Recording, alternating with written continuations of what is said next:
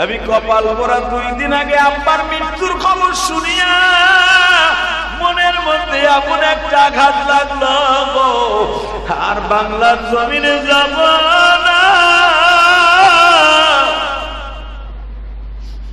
বড় ভাইরে হারাইলাম এই সিঙ্গাপুরে আসিয়া, মায়েরে হারাইলাম, বাপরে হারাইলাম।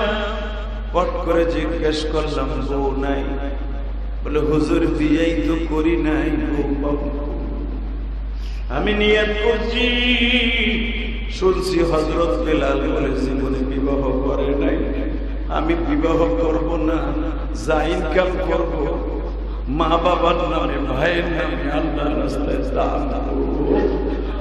আর আমি নিয়ত করছি ওই নিষ্ঠুর প্রবাস, যেই প্রবাস আমার বড় ভাইরে কাইটা কালিয়া দিল 17 বছরের জিন্দেগিতে, যেই প্রবাস আমার মায়ের কাইরা নিল, যেই প্রবাস আমার বাবারে আমার কাছ থেকে সরাই নিয়ে গেল। আমি আর দেশের বাড়ি যাব না, আমি দেশের কল্যাণে দেশে থাইকা আমি কাজ করে দেশে করব। হুজুর আপনি শুনলে খুশি হবেন, আমি এই 17 বছরের জিন্দেগিতে আমার গ্রামে 2টা মসজিদ বানাইছি। একটা আমার মার নাম দিছি আর একটা আমার বাবার নাম দিছি। হুজুর আমার আর একটা এতিমখানা বানাবার নিয়ত আছে, জায়গাও কিনে ফেলছি, এটা আমার বড় ভাইয়ের নামে এতিমখানা। এ আমার কলিজার টুকরা ভাইরা, আমি শুধু আজকে কেন প্রবাসীদেরকে নিয়ে কথা বলতেছি জানুনি?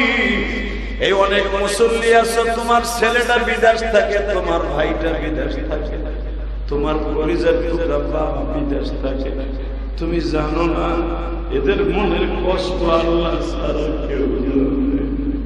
সারাদিন 8 ঘন্টা 11 ঘন্টা ডিউটি করে আসিয়া নিজের হাতে পাকাইয়া এরপরে খাইতে হয়, নিজের পাক নিজে খায়, আবার সকালবেলা ফজরের আগে উঠিয়া পাকাইয়া।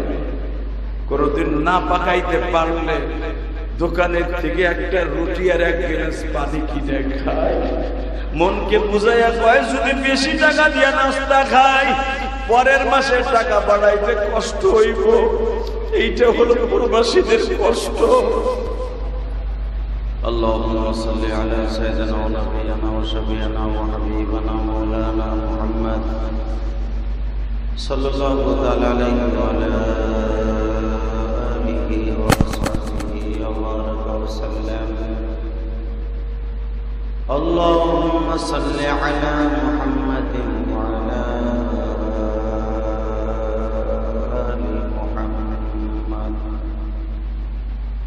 كما صليت على إبراهيم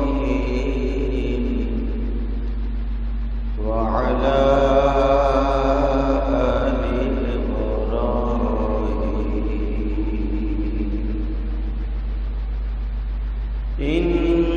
إنك حميد مجيد.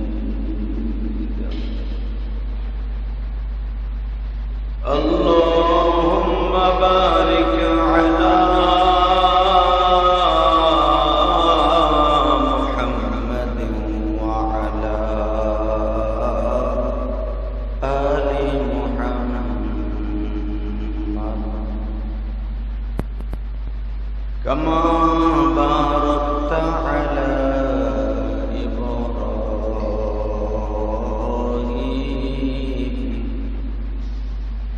وعلى آل إبراهيم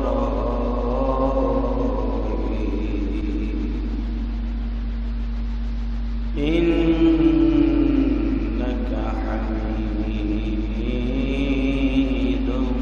مجيد. نحمده ونستعينه ونستغفره ونؤمن به ونتوكل عليه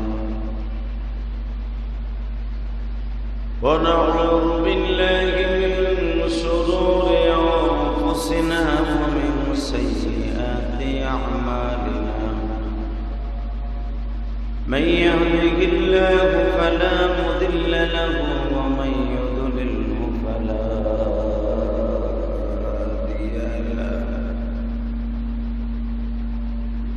الذي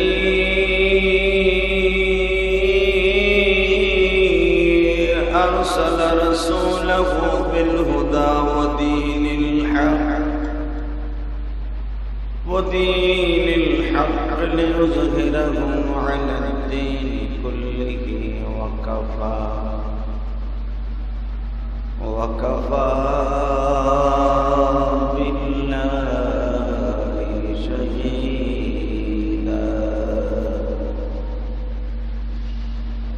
أما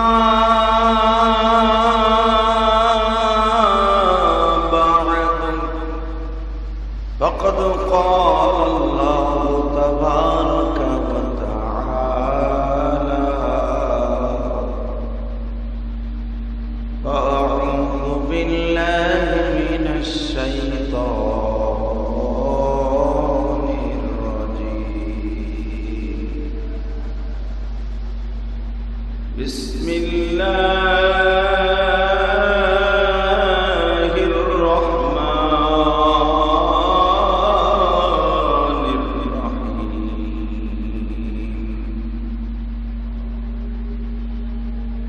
قل هو الله أحد الله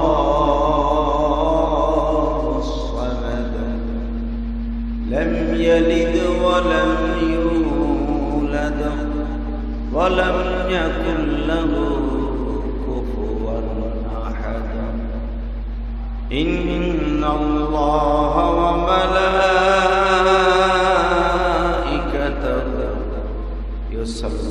يصلون على النبي يا أيها الذين آمنوا صلوا عليه وسلموا تسليما لا إله إلا الله لا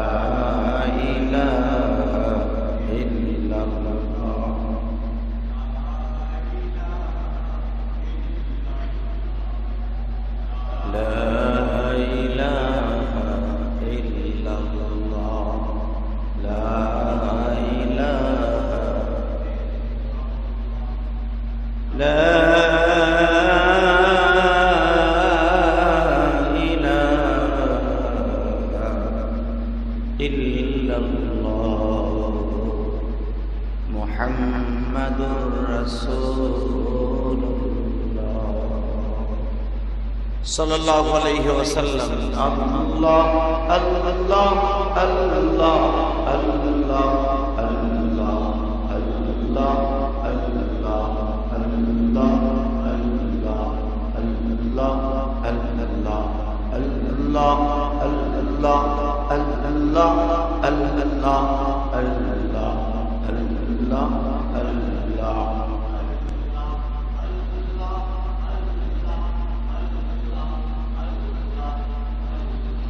لا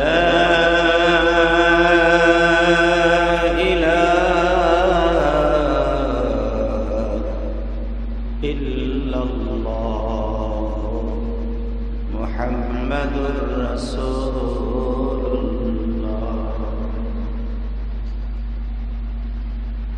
صلى الله عليه وسلم আল্লাহর যাকিরিন শাকিরিন মুহিব্বিন মুবাল্লিগিন আল্লাহর প্রিয় মাহবুব বান্দারা আল্লাহ রাব্বুল আলামিনের দপ্তরে লাখো কোটি শুকরিয়া যে মহান রব্বুল আলামিন আপনাকে আমাকে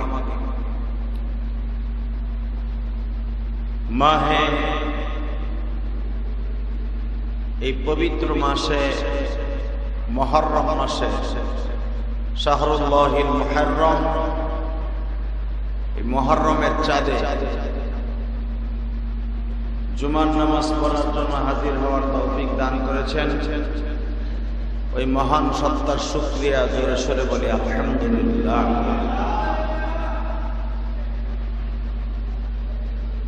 আল্লাহ পাকের কাছে হাজার শুকরিয়া আদায় করি এই জন্য যে মহান মনিব অত্যন্ত মায়া করে দয়া করে ভালোবেসে আমাদেরকে পৃথিবীতে পাঠিয়েছেন। এই পৃথিবীতে পাঠাইবার পরে তার উদ্দেশ্য দেখা যায় মুসলমান ধর্মের মতো এত সুন্দর ধর্ম পৃথিবীর কোন ধর্মই নেই। আমি যখন গত মঙ্গলবারে সিঙ্গাপুর থেকে মালয়েশিয়া যাচ্ছিলাম, বিশ্বাস যদি করেন, আমি এয়ারপোর্টের মধ্যে একটা দৃশ্য দেখে আমি অন্তত 15 মিনিট দাঁড়ায় দাঁড়ায় আল্লাহ পাকের প্রশংসা করছি, সুবহানাল্লাহ। যদি বলেন সেটা কি, আপনারা যদি কখনো সিঙ্গাপুর থেকে মালয়েশিয়া যান অথবা থাইল্যান্ড থেকে, ব্যাংকক থেকে আপনি অন্য কোনো দেশে যান, আপনি আশ্চর্য হয়ে যাবেন যে আমরা মুসলমান হয়ে কত বড় গর্বিত। মুসলমানের ঘরে জন্ম নিয়ে আল্লাহ পাকের হাজার শুকরিয়া আদায় করেও শেষ করা যাবে না, সুবহানাল্লাহ। তো থাইল্যান্ড থেকে যখন যাচ্ছিলাম সিঙ্গাপুরে, আমার বলার উদ্দেশ্য যেটা সেটা বলেছি। তো আমি দেখতেছি সোনালী গোল্ডেনে মোড়ানো, স্বর্ণের মূর্তি কিনা আমি জানি না, স্বর্ণেরও হতে পারে, কারণ ওদের তো টাকার পয়সার অভাব নাই। বড় বড় মূর্তি, গৌতম বুদ্ধের মূর্তি, গৌতমের মূর্তি, এক একটা মূর্তি আমার এই মসজিদ তো 18 ফিট উঁচা, এক একটা মূর্তি অন্তত 30 ফিট উঁচা। নাউজুবিল্লাহ বললেন।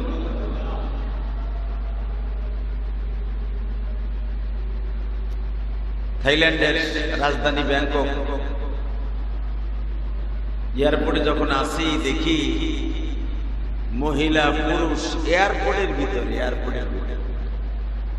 বিশাল বড় মূর্তি, প্রায় 30 ফিট উঁচা মূর্তি। এই মূর্তির যে ঠ্যাঙের পাও দুইটা, এই পাও যত বড় আমার বডির অর্ধেক, এত বড়। এই এত বড় সোনালী রঙের মূর্তি, তার সামনে এয়ারপোর্টের ভিতরে যাত্রীরা এতিমের মতো দাঁড়ায় আছে।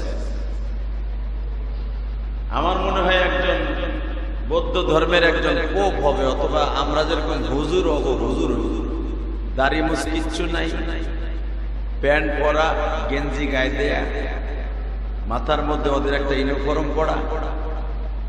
আমার মনে হয় 1 থেকে 1.5 ঘন্টার উপরে দাঁড়ায় একবারে স্টেট মূর্তির চেহারার দিকে তাকাই ভাবে তাকায় আছে, আর ও জানে কি কি পড়তেছে। আমি তখন মনে করলাম আমি ওর পাশে 2 মিনিট দাঁড়াইলাম, কয় কি একটু শুনি, এগুলো তো আমার ওয়াজে লাগবে।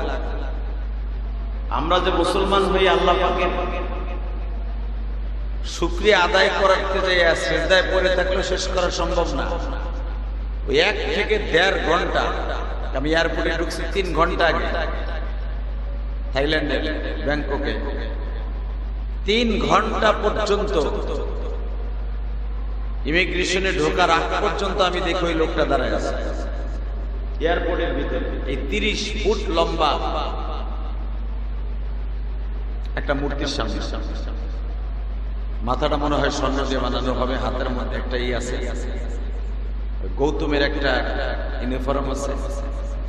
দাঁড়ায় দাঁড়ায় এইভাবে এক ধ্যানে কি যেন বলতেছে, ও জানে আর আল্লাহ জানে, আমি তো আর অন্তরের খবর জানি না। তখন আমি একটু দূরে সরে এসে আমি অন্তত 100 বার আলহামদুলিল্লাহ আলহামদুলিল্লাহ আলহামদুলিল্লাহ শব্দটা উচ্চারণ কেন করলাম জানেন? আমার আল্লাহ বলেন, বান্দারে, ইন্নাদ-দীনা ইনদাল্লাহিল ইসলাম, আমি মুসলমান ধর্মকে অত্যন্ত দামি করে, শান্তিময় করে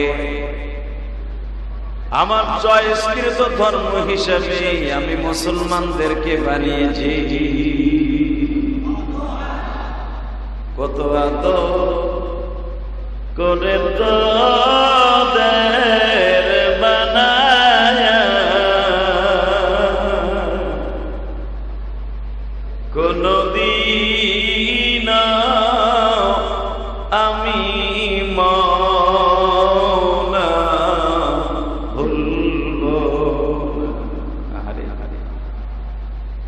কত আদর করে মানুষ বানায়া,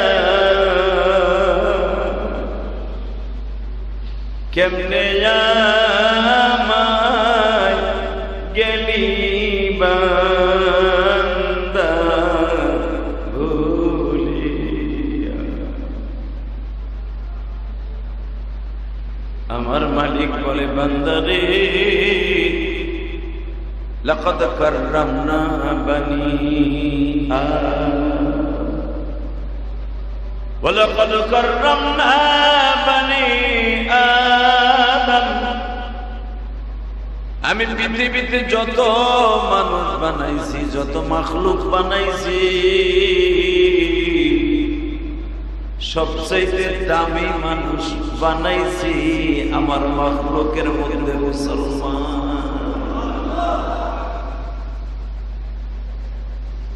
এ আমার কলিজার টুকরা মুসল্লি বাইরা, মুহররমের চাঁদে আমার মালিক রে দেখায়া দাও। এই মুহররমের চাঁদে আমার আল্লাহ দুনিয়া বানিয়েছে। এই সুবহানাল্লাহ। মুহররম মাসে তো ওয়াজ করতে পারলাম না এই বছর, বাহিরে বাহিরেই কাটায় গেলাম। এক জুমা পড়ছি ব্যাংকক, এক জুমা পড়ছি সিঙ্গাপুর, আর এক জুমা পড়লাম মালয়েশিয়া। আজকে আসলাম আপনার এখানে আমার নিজের মসজিদে, আলহামদুলিল্লাহ। তবে আমার সবচেয়ে বেশি আনন্দ লাগে এই বৌদ্ধ খ্রিস্টান চায়না দেশে আমার মুসলমান বাংলাদেশি ভাইরা থাইকা আমার মালিকরে অন্তত 100 টাকা ভাড়া দিয়া, ওই দেশের টাকা, আর সিঙ্গাপুরের $10 মানে বাংলাদেশে 100 টাকা। $10 ভাড়া দিয়ে নামাজ পড়তে যায়, $10 ভাড়া দিয়ে আবার বাসায় আসে।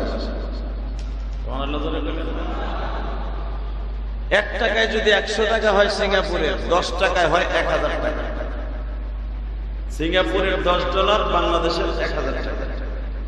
1000 টাকা ভাড়া দিয়ে আমার ভাইরা সেই জুমার নামাজ পড়তে যায় মোস্তফা। সচরাচর সব জায়গায় জুমার নামাজ হয় না। আল্লাহ, ব্যাংকক পুরা থাইল্যান্ডের রাজধানীতে জুমার কোন মসজিদ নেই।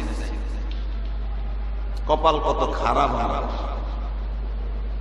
একটা মসজিদ আছে, তাও মুসলমান এলাকায়, অন্তত ব্যাংককের রাজধানী থেকে প্রায় 50-60 কিলোমিটার দূরে একটা মসজিদ। ব্যাংককে যারা থাকে এরা মার্কেটের নিচে নিজস্ব মসজিদ বানায়, এরপরে জমা করে। আমরা বাংলাদেশের জন্ম নিয়ে আল্লাহ শুকরিয়া আদায় করি যে আমাদের এক ইসরায়েলের মধ্যে অন্তত 50টার উপরে মসজিদ। কথা বলেন না কেন? এক মসজিদের ওয়াজের আওয়াজ আর এক মসজিদে যায়। ওই যে পাশে এক মসজিদে বয়ান চলতেছে, শোনা যাচ্ছে না? ওরা একদিন আমার কমপ্লেইন দিয়ে বলে, হুজুর আপনি বয়ান করেন তো টাইম, আমরা যখন নামাজ চলে তখন আপনি বয়ান করেন। আমি বক্তা মানুষ, আমি তো বয়ান করব। বুঝেন না আমার কথা? আপনার মসজিদের ইমাম সাহেব বয়ান অল্প একটু করে, তাড়াতাড়ি শেষ হয়ে যায়, আলাদা ব্যাপার। কিন্তু আমার বয়ান শুরু হইলে তো শেষ হইতে সময় লাগবে। আমার মুসল্লিরাও বিরক্ত হয় না, তাই লম্বা হয়ে যায়। চেষ্টা করবো কমায় কমায়। তাহলে আমি বলতে চাইতেছিলাম, আমার আওয়াজ তারা শুনতেছে, তাদের আওয়াজ আমি শুনতেছি। চৌধুরী মসজিদের আওয়াজ আমার কানে আসতেছে, একসাথে অন্তত 10টা মসজিদের আজানের আওয়াজ একই টাইমে আপনার কানের মধ্যে আছে। এই জন্যই তো আল্লাহ বলছে, কুল সিরুফিল আরদ, আমার জমিন ঘুরে ঘুরে দেখো, তাহলে তোমার ইমানের পরীক্ষা হয়ে যাবে। কেন? আমি যদি থাইল্যান্ডে না যাইতাম ট্রিটমেন্টের জন্য, আমি বুঝতেই পারতাম না যে জুমার দিন না হইলে বুঝতেই পারতাম না। এমনি ওয়াক্তিয়া নামাজ তো কোনো বালাই নাই। জুমার নামাজের পুরা থাইল্যান্ডের ব্যাংককের রাজধানীর ভিতরে, তাও নিজে গো কেনা একটা হসপিটালের নিচে একটা জুমার নামাজের ব্যবস্থা করছে, কোন মসজিদ না। বাহিরে কোনো আজান দেওয়ার সিস্টেম নাই, আজান দেয়া যাবে না বাহিরে। আল্লাহ, সিঙ্গাপুরও বাহিরে আজান দেয়া যাবে না, ভিতরে আজান দিতে হবে, আজানের আওয়াজ বাইরে যেতে পারবে না। তখন আমার মনে পড়লো আল্লাহ যে কত আশা করে বলছে, আদর রিয়াদের বানায়া কেমনে আমায় গেলি বান্দা, বলেন না, খুব আদর করে বলেন আমার কেমনে আমায় গেলি বান্দা ভুলি, কত আদর করে তোদের পালতাছি, মৃত্যুর কথা ভুলিস না তো,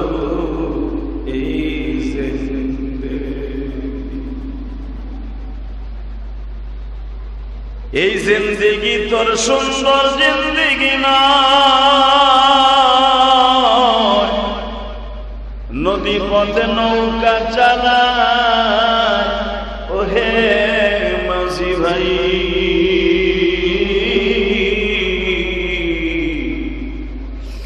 সূর্য ডোবার আগে আমি ওই পার যাইতে চাই।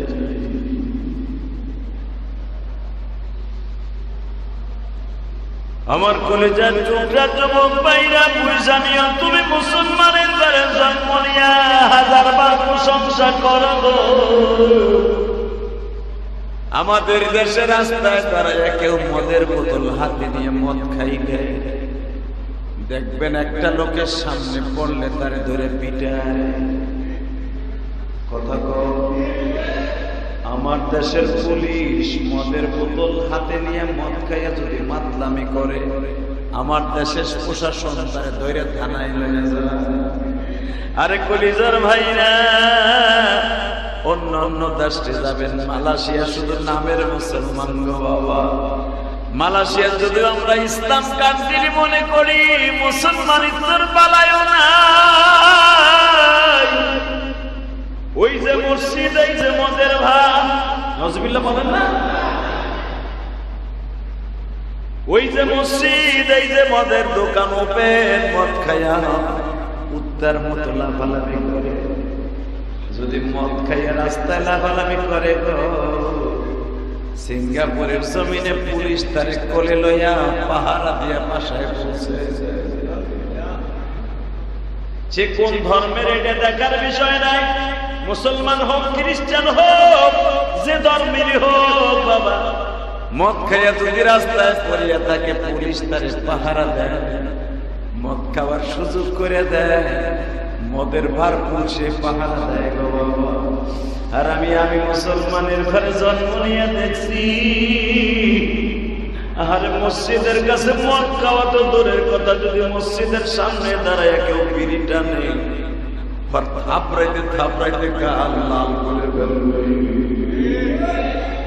আল্লাহ কত আশা করে বলে, কত আদর করে বান্দা বানায়া কোনদিন মাফ না করে পারব, কোনদিন মাফ না করে পারব। এই মুহররমের চাঁদে দিলটাকে নরম করে আল্লাহকে দেখায় দেন। এই মুহররমের চাঁদ এটাই ছিল মুসলমানের একমাত্র বছরের প্রথম মাসের প্রথম চাঁদ।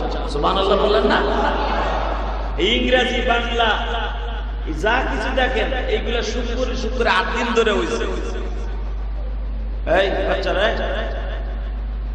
একজন ডিউটি দেন তো, ওখানে দাঁড়াও, শরীফ কোন আওয়াজ হয় না জানি বাচ্চাদের। এই কলিজার ভাইরা আমার ভালো করে বুঝেন, এই মুহররমের চাঁদ এমন একটা চাঁদ, এই চাঁদে আমার আল্লাহ দুনিয়া বানাবার সিদ্ধান্ত নিয়েছিলেন। আমি এই চাঁদের এক একটা প্রশংসা করব। আপনি নিজে মুসলমান হইয়া আল্লাহকে প্রশংসা করবেন এই জন্য যে চাঁদ এখনো আমরা পাইছি, আলহামদুলিল্লাহ বলে। আমরা তো খালি রমজান মাস পাইলে, শাবান মাস পাইলে, রবিউল আউয়াল পাইলে প্রশংসা করি না।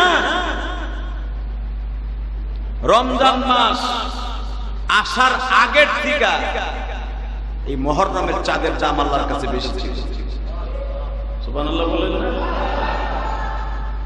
রমজান মাস দামি হইছে একমাত্র আমার নবী দুনিয়া আসার আগে, আর মুহররমের চাঁদ দামি ছিল এই দুনিয়া বানাইবার আগে।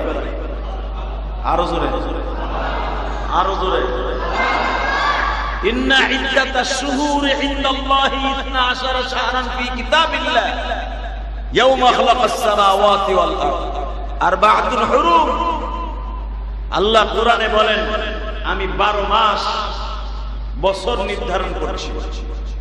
12, ইতনা মানে 2, আশারা মানে 10। আমি 12 মাস নির্ধারণ করছি, তার ভিতরে আরবাআতুল হুরুম ইয়াওমা খালাকাস সামাওয়াতি ওয়াল আরদ। আমি আসমান জমিন বানাবার জন্য ভিতরে, আসমান জমিন যে বানিয়েছে এর ভিতরে 12 মাস নির্ধারণ করছি বছরে।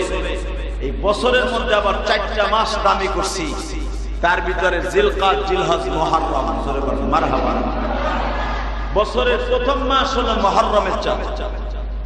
এই মাসে আফজালুস সিয়াম বা'দা রমাদান শাহরুল্লাহিল মুহররম। এই মাসে রমজানের পরে সবথেকে দামি, রোজা রাখলে সবথেকে দামি বেশি সওয়াব হবে যেই মাসটা, সেটার নাম হলো মুহররম মাস। আর এই মাসটাকে আমার আল্লাহ আল্লাহর মাস বলেছে, শাহরুল্লাহ। এই মাসটা কার মাস? জোরে কোন। এখন যদি কোন আর বাকিগুলো কি আল্লাহর মাস না? হ্যাঁ আল্লাহর মাস, সবই আল্লাহর মাস। কিন্তু আল্লাহ নিজে স্পেশাল একটা তার মাস আছে, যেমন রমজান মাস বান্দাগো ইনকাম করার মাস। আলহামদুলিল্লাহ। রমজান মাস কার জন্য? বান্দাগো লাগে। 1 এ 70 দিব। রমজান বান্দার ভালোর জন্য দিছে। আর এই মুহররমের চাঁদটা আল্লাহ বলেন শাহরুল্লাহ, শাহরুল্লাহিল মুহররম। মুহররমের চাঁদটা আমি দিয়েছি একমাত্র আমি আল্লাহর জন্য রেখে দিয়েছি। এটা আমার মাস। এই মাসে 2টা রোজা আছে, চলে গেছে। এই মাসের রোজা যখন ছিল তখন আমি সিঙ্গাপুর ছিলাম। মুহররমের আলোচনা ওইখানে করছি, তখন তার মিডিয়া ছিল না। আর এমন একটা দেশ সিঙ্গাপুর, থাইল্যান্ড, আপনি ইসলামী কোন আলোচনা ওই দেশে করতে পারবেন না।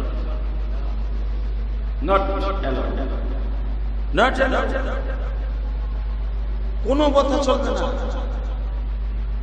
যদি শোনা যায় যে ইসলামী আলোচনা করা হয়েছে, ওই দেশের প্রশাসনের পারমিশন নেওয়া হয় নাই, সাথে সাথে আপনাকে ব্যাক করে দিবে, জেলে ঢুকে দিবে। আমি মুসলমান হয়ে বাংলাদেশের জন্ম নিয়ে নিজেকে অনেক দামি মনে করছি। বলেন তো দেখি আলহামদুলিল্লাহ। 30 কিলো 40 কিলোর ভিতরে একটা মসজিদ, তাও পাঞ্জাগানা মসজিদ, জামে মসজিদ শুধু শহরে আছে। এই শহরের ইমাম সাহেব কি খুতবা দিবে, এটা সরকারের পক্ষ থেকে আসে। সরকার যা বলবে ওইটাই বলতে হবে, একটা কথা বাড়ায় বলা যাবে না। নাউজুবিল্লাহ বলেন। আর আমার দেশ, আমার সোনার বাংলা, সরকারেরও বাস দেই, শিল্পপতিরও বাস দেই, বিরোধী দলের নেত্রীরও বাস দেই, বিরোধী দলের নেত্রীরও বাস দেই। ইসলামের বিরুদ্ধে কথা বললে লাঠি সোটা লইয়া রাস্তায় যায়। কথা বাস্তব না? আমার নিজের কথাগুলো আমি বর্ণনা করতে পারলে তাকেই বলে স্বাধীনতা। স্বাধীনতা স্বাধীনতা আমি মনে মনে কইলাম। সিঙ্গাপুরের স্বাধীনতা ওটা ভোটাভুটি হয়, রাজতন্ত্র নয়। মালয়েশিয়ার রাজতন্ত্র নয়, থাইল্যান্ডের রাজতন্ত্র নয়। কিন্তু সবচেয়ে বেশি কষ্ট লাগে যখন আমি স্বাধীনভাবে চলতে পারবো না, এটার নাম স্বাধীনতা নয়। আমি আমার ধর্মের কথা বলতে পারবো না, বুঝাইতে পারবো না, এর চাইতে কষ্ট পৃথিবীতে আর থাকতে পারবে না। আপনি মসজিদে কি বলতেছেন, একবারে প্রত্যেকটা প্রধানমন্ত্রী থেকে নিয়ে অন্যান্য দেশে প্রত্যেকটা মন্ত্রীর বাসায় বাসায় ট্রান্সলেশন হচ্ছে। আপনার কথা আপনি কি বলছেন বলছেন, যদি একটা কাফের শব্দ মুশরিক শব্দ বের হয়ে যায় ভুলে, আপনার জেলখানে। আমি এক মসজিদে ওয়াজ করতে গেছি, এটা হলো সিঙ্গাপুর। সিঙ্গাপুর রাজধানী, অর্থাৎ সিঙ্গাপুর তো ছোট্ট একটা রাষ্ট্র, 100 কিলোমিটার ভিতরে সীমাবদ্ধ, 100 কিলোমিটার পরে আর সিঙ্গাপুর নাই। এদিকে ইন্দোনেশিয়া, এদিকে মালয়েশিয়া, এইদিকে হইতেছে চায়না, শেষ সিঙ্গাপুর, এদিকে থাইল্যান্ড। 4টা দেশের মোহনা দ্বীপের উপরে ভোলার মতো একটা দ্বীপ, এই দ্বীপের মধ্যে একটা সিঙ্গাপুর। সিঙ্গাপুর হতে পারে ছোট্ট একটা দেশ, আমেরিকার মতো দেশের সাথে টক্কর দিয়েছে। সুবহানাল্লাহ বলেন না? লন্ডনের মতো দেশকেও তারা কেতায় না। আর্থিকভাবে তারা এত স্বাবলম্বী, বুঝেন আপনি? লন্ডনের ব্যাংক, আমেরিকান ব্যাংক, তারা নিরাপত্তার জন্য হেড ব্যাংক করছে সিঙ্গাপুর। তাগো দেশে তাদের ডলার লাগতে ভয় পায়, যদি চুরি হয়ে যায়। এর লেগে সিঙ্গাপুর মেরিনা শহরে তারা বিশ্ব ব্যাংক, অর্থাৎ আমেরিকার ব্যাংক, লন্ডনের ব্যাংক, হেড ব্যাংক রাখছে সিঙ্গাপুর। বুঝেন আপনি কত নিরাপত্তা দেশ এটা?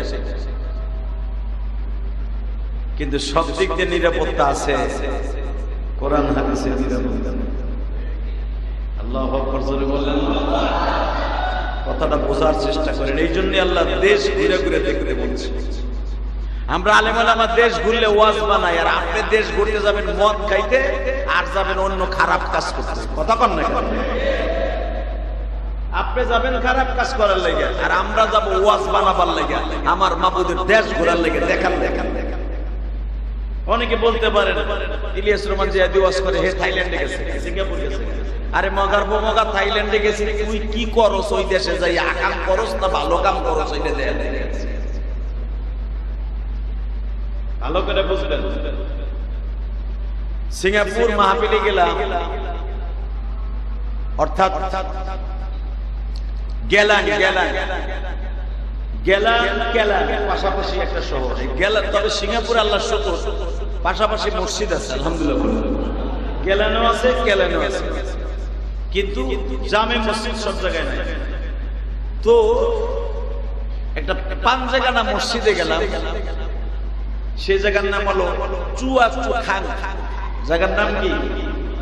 এটা নামও কইতে দাঁত ভেঙে যাবে। নাম কি? চুয়া খান। সুবহানাল্লাহ।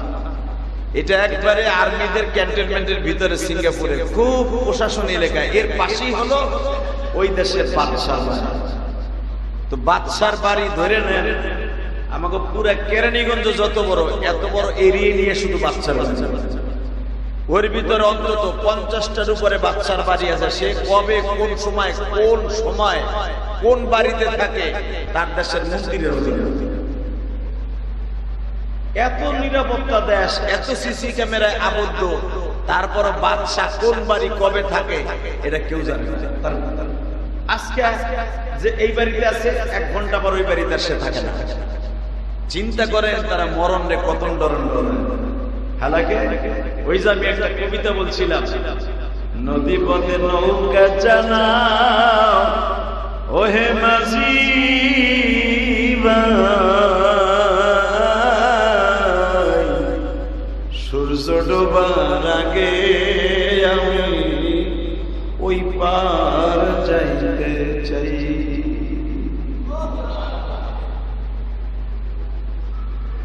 পূর্ব দিকে উঠে সূর্য, পশ্চিমেতে অস্তমিত, কেউ পারবে না মৌলার খেলায় আল্লাহু আকবার বলতে পারো না? কেউ পারবে না মওলার খেলা বুঝিবারে ভাই, নদী পথে নৌকা চালা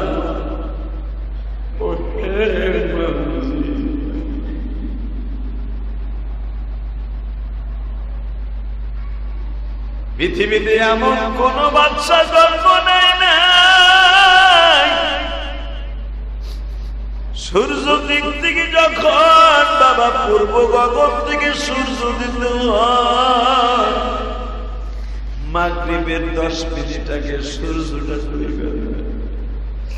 ডোবা সূর্যরে যদি কেউ পৃথিবীর এমন কেউ আছে আমার ফিরে আনতে পারে, বলেন বলেন বলেন।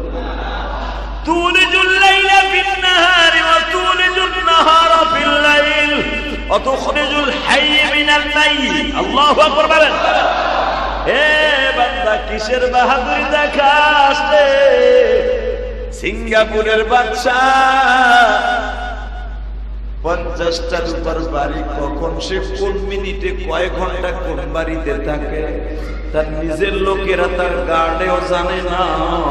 প্রত্যেকটা বাড়ির নিচ দিয়ে বাবা সিঁড়ি আছে, সে কোন বাড়িতে কখন কখন মাটির নিচ দিয়ে যায় কেউ জানে না গো।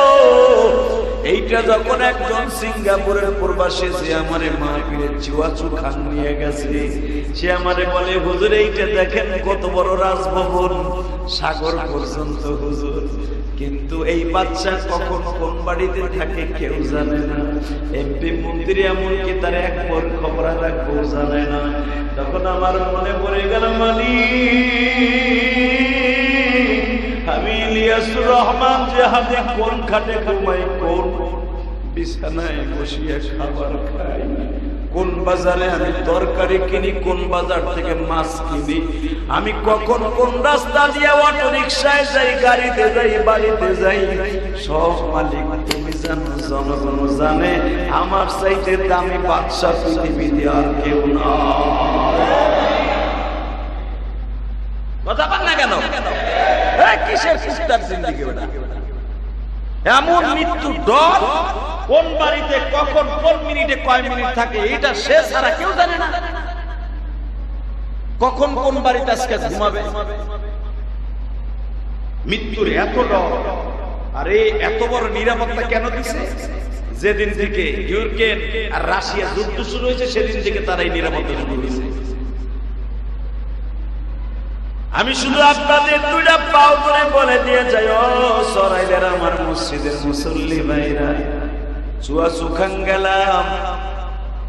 আমি যাবার সঙ্গে সঙ্গে ওই মসজিদ কমিটি, জামে মসজিদ না পাঞ্জেগানা মসজিদ, মাঝে মাঝে জুমা হয়, জুমা শুধু শহরে হয়, সিঙ্গাপুরের শহর চুয়াচুখাং শহরে হয়, ক্যান্টনমেন্টে এখানে মসজিদ আছে কিন্তু জুমা হয় না।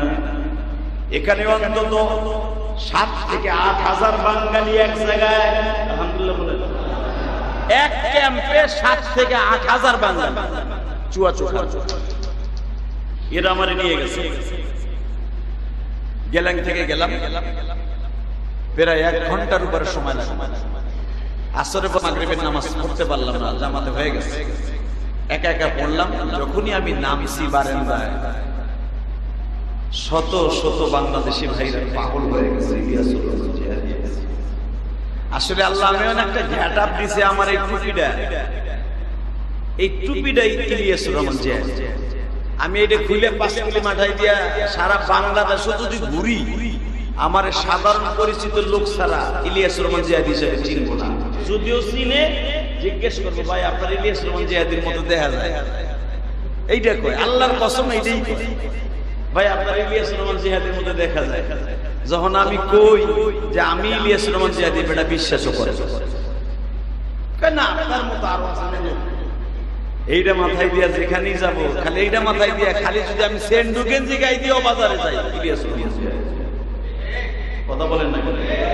তাহলে বোঝা গেল আমার এই টুপিটাই হইতেছে আল্লাহ পাকের কুদরতি ইলিয়াসুর রহমান জিয়াদি। কথা কন না কেন? পৃথিবীর যে প্রান্তে গেলাম, আরে মিয়া গেলাম সেই বৌদ্ধ হেও আমার দেখেছি, তোর ইউটিউবে দেখছি, হে তো আর ওয়াজ বুঝে না, ওই যে একটা বাইরের ওয়াজ আছে না আমার ড্যান্সের ওয়াজ, ওইটা দেখছে টিকটক। আমি কেন কথাটা বলছি দোস্ত, আমার দিকে তাকাও। জুয়া চুখান গেল, মাগরিবের নামাজ পড়লাম, মাগরিবের পরে আর বয়ান হলো না, বয়ান শুরু হবে ইশারের পরে। যখন ইমাম সাহেব, ওই দেশের ইমাম সাহেব বাংলাদেশের ইমামও একজন আছে, বাংলাদেশের ইমাম সাহেব সিঙ্গাপুর ইমাম সাহেবকে বললেন, যদি এই লোকটার বাড়ি মালয়েশিয়া, সিঙ্গাপুর, ইন্ডিয়া, এই 3 দেশের মানুষ দিয়ে সিঙ্গাপুর গঠন করছে। যদি ইমাম সাহেবের বাড়ি জন্মসূত্রে মালয়েশিয়া, তার দাদার বাড়ি মালয়েশিয়া, কিন্তু সিঙ্গাপুরের বাসিন্দা, সিঙ্গাপুরের আইসিদারি ইমাম সাহেব দুইজন। বাংলাদেশে একজন যে জিজ্ঞেস করছে, আমাদের দেশের বড় একজন মৌলানা আইছে, আমার ওয়াজ ইউটিউবে ওরা দেখাইছে, দেখানোর পর ইমাম সাহেব বলতেছে, তোমার ইমাম রেজু ওয়াজের পারমিশন দিব, কিন্তু আমি পারবো না। এরা আমাদের দেশে ইসলামী ফাউন্ডেশন আছে, মসজিদ নিয়ন্ত্রণ করে, ঠিক ওই হেড অফিসে জানাইতে হবে উনি কি ওয়াজ করবে, এইটা জানাইতে হবে, এবং এইটা উনি যেই কথাগুলো বলবে কোনটা ওখানে বসে এই সিঙ্গাপুরি ভাষায় এটা ট্রান্সলেশন হবে, অফিসার বইয়ে বইয়ে দেখবে, তাহলে পারমিশন আছে না নাই। আল্লাহর কসম করে বলছে, আল্লাহর জাতের কসম, আমি তখন ওই মসজিদের নাম হলো মসজিদে ফেরদাউস। কি নাম? ফেসবুকে সার্চ দেখেন, ফেরদাউস মসজিদে চুয়াচুয়ান শহরে আমারে ওয়াজ করার পারমিশন দিল 20 মিনিট। মানে 20 মিনিট তো লাগে আমার আউযুবিল্লাহ বিসমিল্লাহ বলতে। এই 20 মিনিটের ভিতরে দোয়া ওয়াজ শেষ করে মসজিদ খালি করতে হবে। ওদের ইসলামী ফাউন্ডেশন থেকে, ইসলামী ফাউন্ডেশন বলে বুঝবেন, তাই বুঝাইলাম 20 মিনিটে শেষ করতে হবে। এখন আমি তো ওয়াজ দিয়েছি প্রায় হাজার হাজার বাঙালি, বাংলাদেশি, আমার কলিজার টুকরা ভাইরা, প্রবাসী ভাইরা, অগত মজা লেগে গেছে, কেউ মার ছাইরা রাখছে, কেউ বাপ ছাইরা রাখছে। বিশ্বাস করেন প্রবাসীদের কষ্ট আমার আল্লাহ ছাড়া কেউ দেখবে না। কথা বলেন না কেন? আরো জোরে বলেন। প্রবাসীদের মতো জিন্দেগির কষ্টের জিন্দেগি পৃথিবীতে কবরওয়ালা জিন্দেগির চাইতেও খারাপ। কবরে যায় তো আর আইফোন আলাদা ব্যাপার, কিন্তু প্রবাসী এমন একটা জিন্দেগি, যে জিন্দেগিতে মা আছে, বাপ আছে, বউ আছে, সাওয়াল আছে, মাইয়া আছে, সব আছে, কিন্তু সরাসরি দেখার কোনো শক্তি নাই, ধরার শক্তি নাই।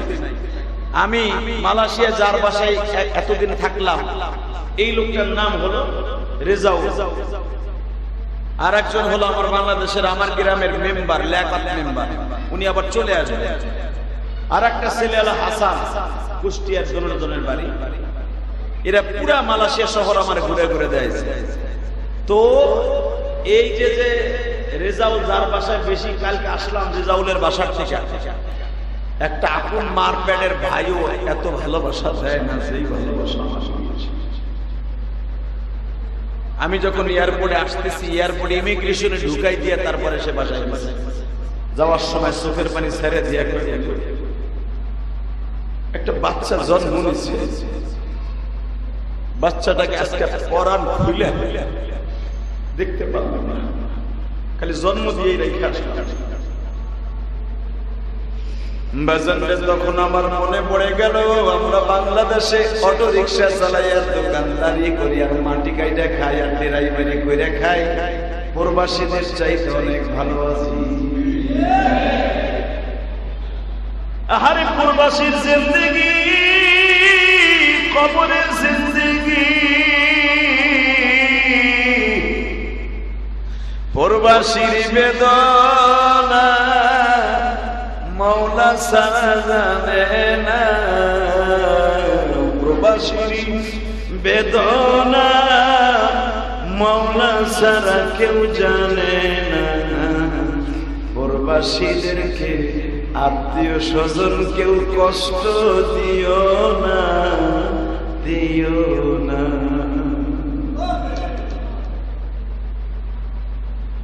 শুধু ভালো করে কইছ চুয়া চুকান বয়ান শুরু করলাম, বয়ানটা কেবল আমার নিজের কাছেই মজা লাগতেছে, আর হয়তো 5টা মিনিট বুঝাইতে পারলে আমার কলেজার টুকরা বাংলাদেশি ভাইরা কেবল কান্নার রোল করছে। মনে পড়ে গেছে মায়ের কথা, মনে পড়ে গেছে বাবার কথা।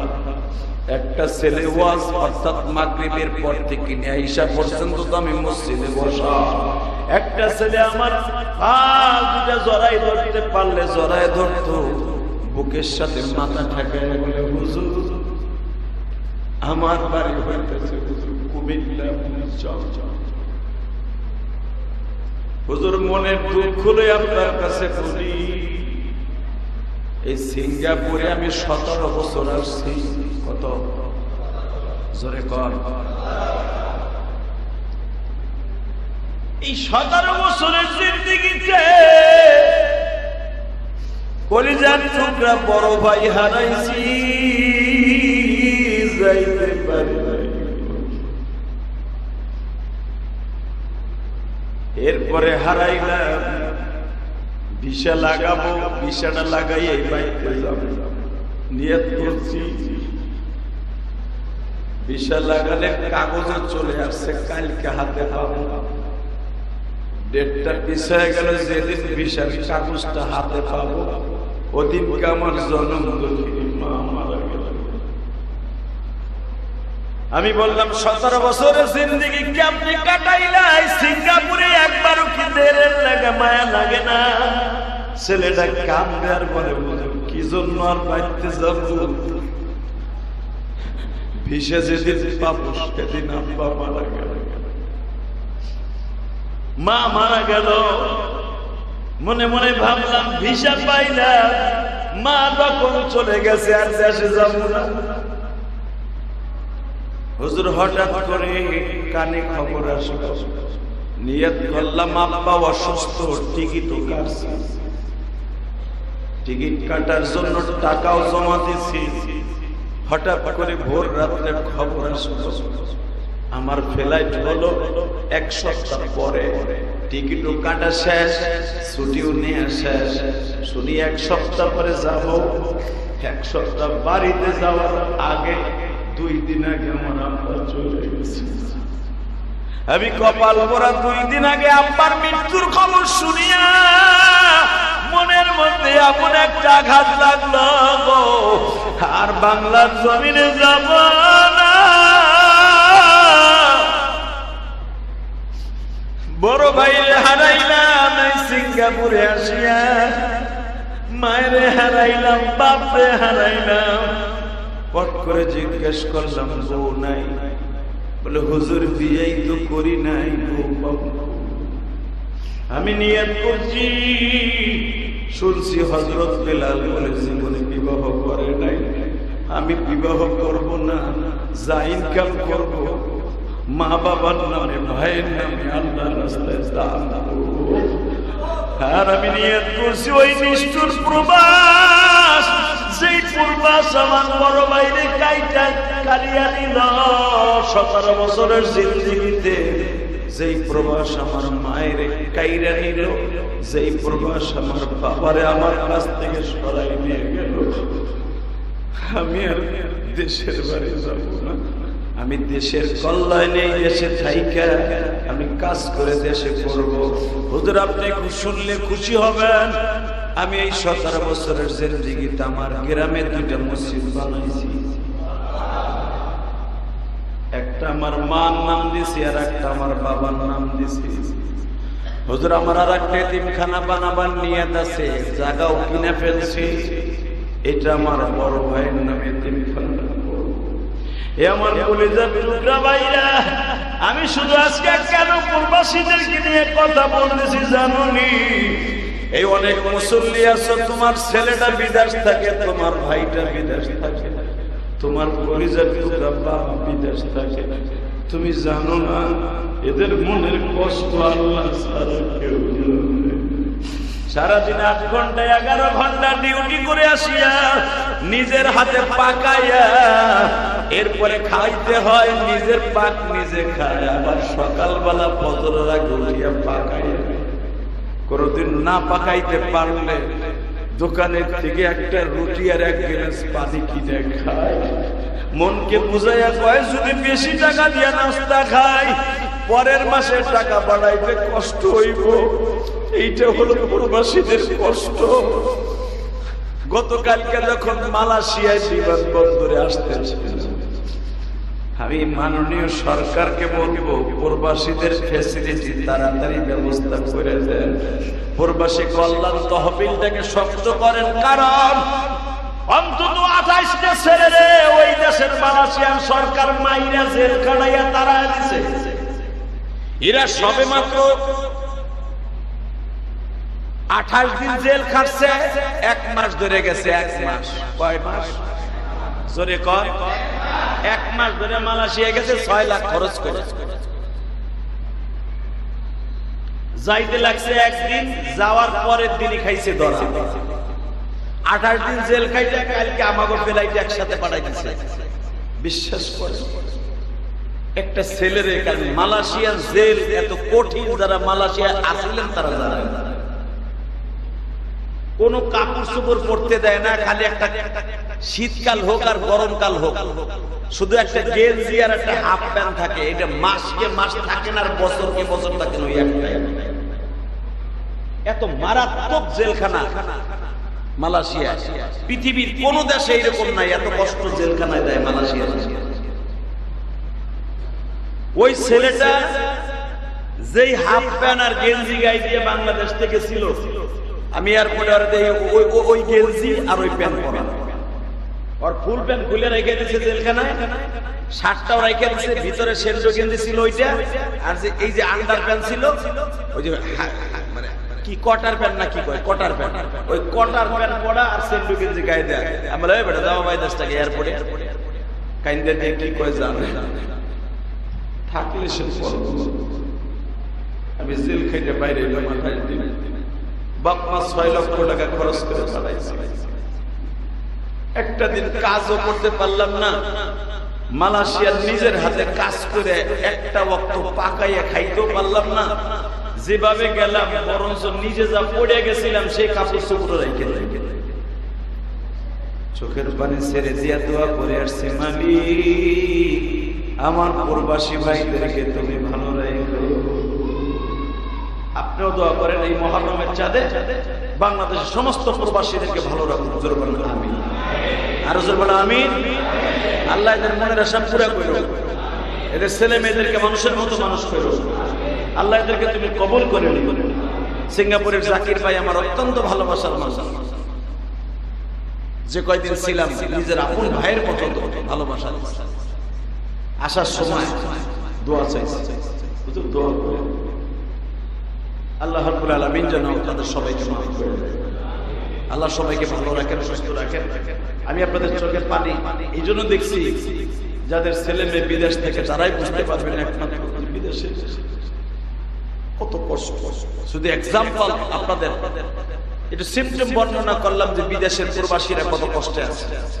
আমরা তো ঘুরতে যারা গেছি প্রতিদিনই 2টা 3টা 4টা করে প্রোগ্রাম করা লাগছে। সকাল 10টায় বের হইতাম, শুধু থাইল্যান্ডে ব্যাংকক ছাড়া, কারণ ব্যাংকক তো মুসলমান নাই, 5% মুসলমান, শুধু 5% মুসলমান, 95% খ্রিস্টান, বৌদ্ধ, নাসারা, ইহুদিরা বাদ, বৌদ্ধ বেশি। 5 থেকে 8% মুসলমান পুরা থাইল্যান্ডের মধ্যে। সিঙ্গাপুর ধরেন 25%, এই 25% মুসলমান এতগুলো মসজিদ বানাই দিয়েছে সরকার, আলহামদুলিল্লাহ। আল্লাহ পাকের শুকর, আমার বাংলাদেশের অন্তত 2.5 থেকে 3 লক্ষ লোক সিঙ্গাপুরের জমিনে আছে। আল্লাহ পাকের কাছে শুকরিয়া আদায় করি, আল্লাহ যেন তাদের সবাইকে ভালো রাখে, সুস্থ রাখে। মালয়েশিয়ার জমিনে লক্ষ লক্ষ মুসলমান আছে বাংলাদেশের, এমনও কষ্টে আছে, দিনের বেলা কাজ করে, কাগজ নাই, বৈধ। এখন তো আর কাগজ করার সিস্টেমও নাই মালয়েশিয়া। দিন ভরে কাজ করে, রাতের বেলা জঙ্গলে ঘুমায়, পাহাড়ের মধ্যে ঘুমায়। সাপে কামড় দিবে না বিচ্ছুতে কামড় দিবে ওই ভয় নাই, পরিবারের টেনশনে এত কষ্ট করে এই বাংলাদেশকে সুন্দর রাখার জন্য তারা এত কষ্ট করে। আল্লাহ প্রবাসীদের কাছে ভালো লাগে।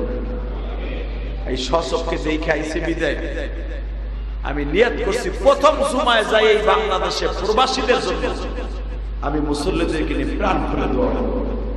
আমার এই কষ্টে গড়া মসজিদ, আমার রক্ত পানি করা পয়সায় মসজিদ, আমি তাদের জন্য দোয়া করি। প্রবাসীদেরকে তুমি ভালো লাগে, ওদের ছেলে মেয়েদেরকে ভালো লাগে, ওদের বাবা মাকে মাফ করে দিও। যাদের বাবা মা কবরে তাদের কবরটা জান্নাতের টুকরা বানাই দিও। এই মুহররমের চাঁদে, এই চাঁদে বলে সব দোয়াগুলো কবুল হবে। এই মাসটা যদি তোমার মাস হয়, শাহরুল্লাহ তোমার মাস হয়, অন্তত এই মাসের খাতিরে, তোমার মাসের খাতিরে তুমি আমাদের সবাইকে মাফ করে দিও, প্রবাসীদেরকে মাফ করে দিও, সবাইকে ভালো রাখো, চাকরির কাজের ব্যবস্থা করে দিও। আমাদের ভাই বেরাদার ছেলে মেয়ে যারা বিদেশ থেকে, আল্লাহ তুমি তাদেরকে দেখে রাখো। আসেন তওবা করে আস্তাগফিরুল্লাহ রব্বি মিন কুল্লি যামবি ওয়া আতুবু ইলাইহি লা হাওলা ওয়ালা কুওয়াতা ইল্লা বিল্লাহিল আলিয়্যিল আযীম লা ইলাহা ইল্লাল্লাহু মুহাম্মাদুর রাসূলুল্লাহ। আল্লাহুম্মা আমিন। ربنا ظلمنا أنفسنا وإن لم تغفر لنا وترحمنا لنكونن من الخاسرين. اللهم اغفر لنا ولوالدينا رب ارحمهما كما ربياني صغيرا. কত গুনাহ করছি মাওলা মাফ করে দাও তোমার নামে খাতি রব্বুল আলামিন। কয়েকটা জুমা বাংলাদেশের বাইরে কাটিয়ে আসলাম, দুনিয়ার হালচাল দেখলাম, তুমি কত সুন্দর করে দেশ বানাইছো। বাংলাদেশ ছাড়া পৃথিবীর কত দেশ তুমি কত সুন্দর করে সাজাবার সুযোগ দিছো, কিন্তু সবচাইতে বড় কষ্টের বিষয় দেশ ছাড়া তারা সাজাইছে, কিন্তু কবর সাজাইবার জন্য কিছুই তারা করে না। নামাজ নাই, রোজা নাই, কিচ্ছু নাই, 24 ঘন্টা নেশা করে ফেলবে। মালিক রে, তখন আবার তোমার প্রশংসা আদায় করে আমি মুসলমানের ঘরে জন্ম নিয়ে কত বড় গর্বিত। আল্লাহ, আমরা জুমার দিন জুমার নামাজ পড়তে আসি, এদের মধ্যে কার জনম দুঃখী মার মতো দরদি এই জগতে নেই।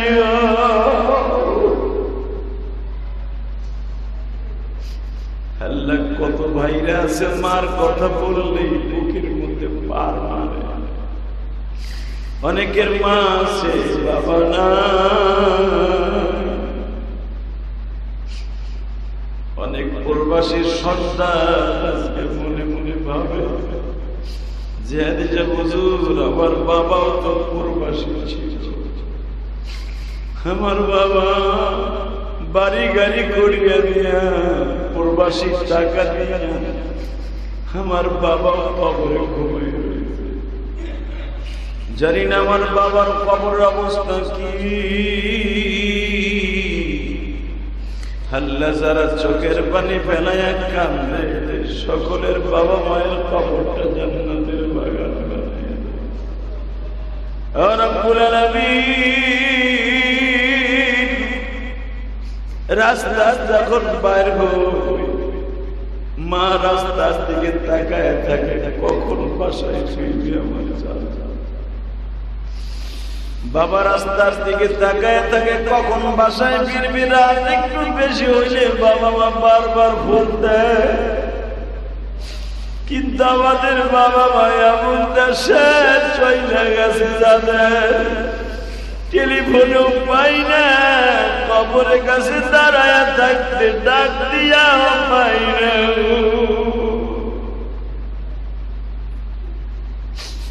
কবরের পাশে যে যদি ডাক দেই মা,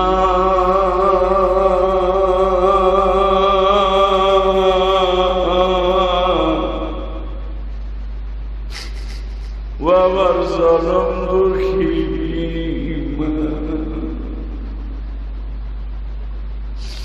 কবরের উপরে ঘাস হয়ে গেছে, গাছ হয়ে গেছে। হয়তো আমার ডাকে গাছে কথা কয়, ঘাসে কথা কয়, মা কবর থেকে কথা কয়, বাবা কবর থেকে কথা কয় না। আমার মতো যারা যুবক বয়সে মা হারাইছে,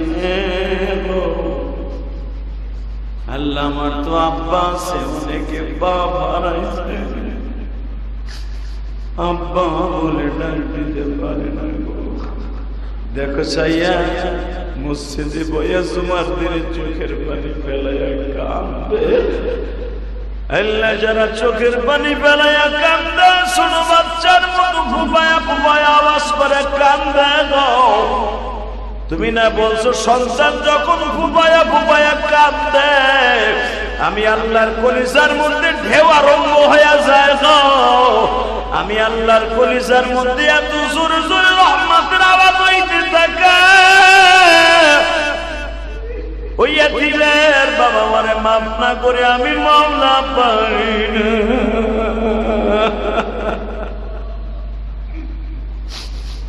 কেন কেঁদে কেঁদে দোয়া করছি তুমি অন্তর্যামী জানো। এই মুহররমের 4 তোমার মাস, তুমি দিকলা দিয়েছ। আল্লাহ হয়তো মসজিদের মুসল্লিরা হাত তুলছে, অনেকে আমার মা বোনরা হাত তুলছে বাসায় বসে। আমার কোন মায়ের মা নাই, বাবা নাই, আমার কোন মায়ের জানো ভাই নাই, স্বামী নাই, সন্তান নাই।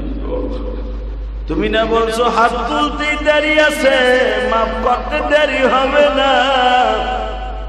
কত আদর করে মায়ে, কত আদর করে মায়ে আমায় পাইলাছি না। মাঝে জামা সাইরা গেল, কে